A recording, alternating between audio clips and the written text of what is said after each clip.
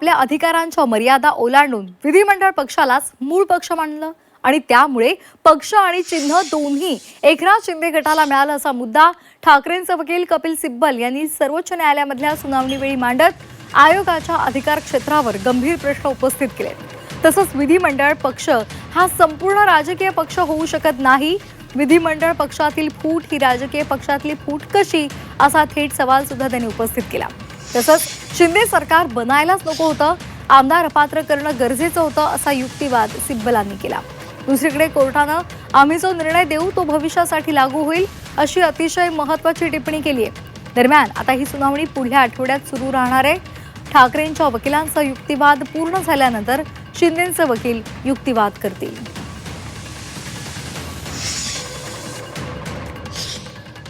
तर काल कोर्टात नेमका काय युक्तिवाद झाला आपण एकदा पाहूयात। कपिल सिब्बल यांनी सुप्रीम कोर्टात युक्तिवाद केला की 26 जुलै 2022 रोजी एक बैठक झाली होती। त्या बैठकीचं अध्यक्षस्थान एकनाथ शिंदेंनी भूषवलं होतं। बैठकीमध्ये शिवसेनेचे 2 नेते देखील उपस्थित होते। त्यांनी स्वतःच 2018 ची घटना बदलली। आता असा युक्तिवाद केला जात आहे की ती घटना अस्तित्वातच नाही। ऑगस्ट-ऑक्टोबर 2022 मध्ये निवडणूक आयोगासमोरील कार्यवाही दरम्यान दोन्ही गटांनी पक्षाच्या संघटनात्मक रचनेतील समर्थनाबाबत प्रतिज्ञापत्र सादर केली होती। राष्ट्रीय कार्यकारिणीमध्ये उद्धव ठाकरे यांच्याकडे 160 सदस्य होते तर दुसऱ्या गटाकडे 0 सदस्य। 2018 ची घटना बाजूला करणं त्यांना सोयीचं ठरलं, पण निवडणूक आयोग असं कसं करू शकतं? कोणत्या कायद्याच्या आधारे निवडणूक आयोगाने हा निर्णय घेतला? त्यांना तसा अधिकारच नव्हता। 17 फेब्रुवारी 2023 ला निवडणूक आयोगानं पक्षाचं नाव आणि चिन्ह शिंदेंना दिलं। त्यामुळे विधिमंडळ पक्षाचा गट आता पक्ष बनला। म्हणजेच विधिमंडळ पक्षातली फूट हीच संपूर्ण पक्षात पडलेली फूट मानली जावी का? अपात्रतेचा मुद्दा निकाली काढण्यापूर्वीच निवडणूक आयोगानं मूळ राजकीय पक्ष कोणता याचा निर्णय घेतला। अपात्रतेच्या कार्यवाहीतील उत्तर 2023 मध्ये दाखल करण्यात आली आहे। तोपर्यंत आयोगाने सर्व निर्णय घेतले। यामुळेच आज आम्ही या परिस्थितीत येऊन पोहोचलो। त्यावर न्यायमूर्ती बागची म्हणाले, अपात्रतेच्या कारवाईच्या निकालानंतर आणि नवीन विधानसभा अस्तित्वात आल्याच्या नंतर चिन्हाचा मुद्दा कदाचित दुय्यम ठरू शकेल। त्यावर कपिल सिब्बल यांनी म्हटलं, मी सहमत आहे। मी स्वतः सुरुवातीला हे नमूद केलं होतं, परंतु या दोन्ही कार्यवाहींचा एकमेकांशी संबंध आहे। त्यावर बागची म्हणाले, नक्कीच त्यांचा संबंध आहे, कारण त्या काही अंशी एकमेकांशी संबंधित आहेत। विधानसभा अध्यक्षांसमोरील अपात्रतेची चौकशी एका वेगळ्या निकषावर आधारित असते, तर निवडणूक आयोगासमोरील चिन्हाच्या वादाबाबतची चौकशी दुसऱ्या निकषावर आधारित असते। त्यावर कपिल सिब्बल यांनी सांगितलं की निवडणूक आयोगानं संघटनात्मक बाजूकडे दुर्लक्ष केलं आणि विधिमंडळातील संख्याबळाच्या आधारे वाद सोडवला, असं मुळात व्हायला नको होतं। त्यानंतर सरकार स्थापन झालं, या सदस्यांना अपात्र ठरवायला हवं होतं। त्यानंतर सरकार आणि पक्ष चिन्ह मिळालं। विधिमंडळ पक्ष हा संपूर्ण राजकीय पक्ष होऊ शकत नाही। विधिमंडळ पक्षातली फूट राजकीय पक्षातली फूट कशी? विधिमंडळातील गट आता पक्ष बनला, मात्र राजकीय पक्ष हाच खरा पक्ष आहे। आता या सगळ्या गोष्टींवर शिंदे गटातर्फे युक्तिवाद केला जाईल।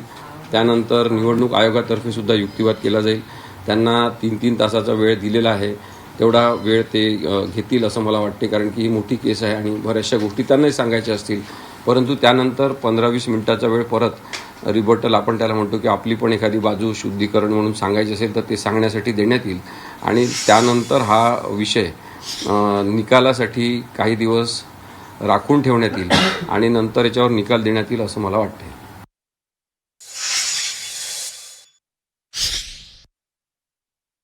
एकवीस जून पासून जे केलेलं त्यांचं कृत्य होतं त्या आमदारांचं, ज्यांनी पक्षांतर बंदी कायदा तोडून त्यांचं कृत्य त्याद्वारे ते अपात्र त्याच वेळेला ठरत होते आणि त्यामुळे ते अपात्र करणं हे पहिलं गरजेचं होतं, जे स्पष्ट होतं। ज्या कायद्यामधल्या परिच्छेद 10 म्हणजे परिशिष्ट 10 शेड्यूल 10च्या अंडरमध्ये ज्या प्रोव्हिजन्स आहेत 21A 21Bच्या, त्या ह्याच्याप्रमाणे ते अपात्र ठरत होते। तर समोरची बाजू त्यांची बाजू मांडत आहेत, पण खूप मुद्दे आहेत। तर सर्वात महत्त्वाचा मुद्दा आमच्या दृष्टिकोनातून आज माननीय न्यायालयाने जो उपस्थित केलेला आहे की कॉन्स्टिट्यूशन तुम्ही जी शिवसेनेची घटना आहे, कॉन्स्टिट्यूशन तुम्ही फॉलो करताय, पण त्या डेमोक्रेसी जी फॉलो केली पाहिजे ती डेमोक्रेसी तुम्ही फॉलो केली गेली नाही आहे, हे हा महत्त्वाचा मुद्दा आहे आणि ह्या मुद्द्यावरच सगळा संपूर्ण या केसचा संपूर्ण निकाल अवलंबून आहे।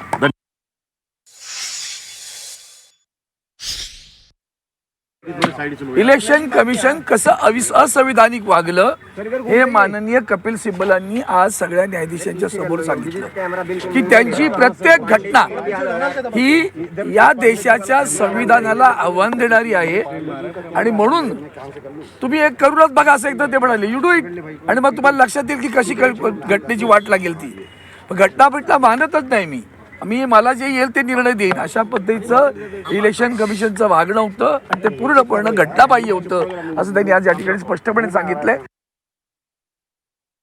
पाठिंबा निवडणुकीमध्ये जेव्हा युबीटी आणि एकनाथ शिंदे साहेबांच्या नेतृत्वाखालील शिवसेना जेव्हा एकमेकांच्या समोर उभी राहिली तेव्हा बहुमत एकनाथ शिंदे साहेबांना मिळालेलं आहे. त्यामुळे लोकशाहीमध्ये लोकांनी विश्वास एकनाथ शिंदे साहेब यांना दिलेला आहे.